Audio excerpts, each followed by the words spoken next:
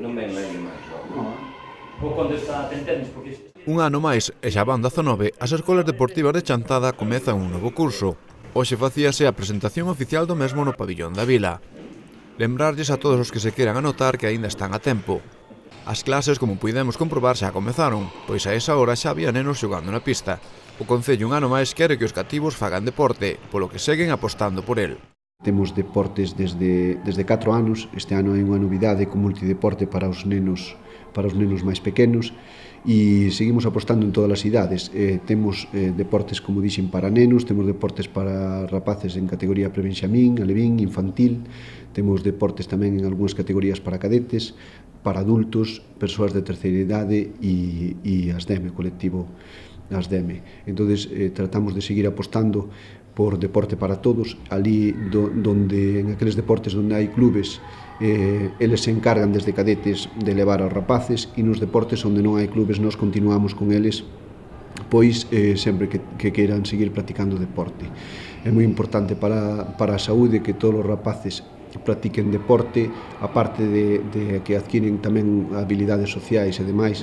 Entonces, este Concello pois sigue gastando todos os anos unha boa partida de diñeiro en potenciar as escolas deportivas. En canto ao prezo que hai que pagar pola matrícula, aínda non se sabe, xa que terá que aprobarse en pleno o vindeiro mes. Hai unha proposta de todos os grupos políticos da Comisión Informativa que esperemos que se aprobe en pleno e se poda aplicar esa nova taxa para o curso 2013-2014. Eso sí, non vai haber moitas variacións con respecto ao ano anterior. En caso de que non se pudera aprobar o pleno, pois seguiríamos coas taxas do ano anterior. As novidades para este ano coméntanos o coordinador das escolas deportivas. Como novidade temos para os rapaces de 5 anos, unha actividade que ímos chamar multideporte.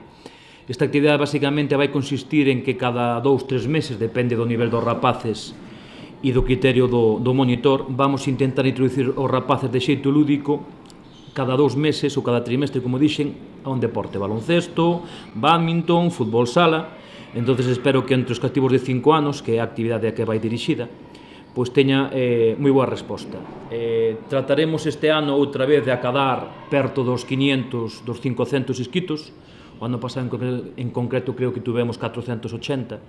Entón, a pesar de que cada día hai menos rapaces, a verdade é que mantemos as cifras porque en termos de porcentaxes temos máis, porque non baixamos, cada día hai menos rapaces, pero seguimos estando moi perto dos 500. Entón, espero desde aí que animar a todo o mundo. O deporte saúde, os rapaces ocupan o tempo no pabellón, nas pistas, de xeito saudable, están en un ambiente onde fan amigos, onde fan varios deportes, e, bueno, simplemente desde aquí que se animen, as actividades xa empezaron, a inscripción, como dixo Castor, de momento poden empezar sin problema, xa se apuntarán, temos máis de 2 meses.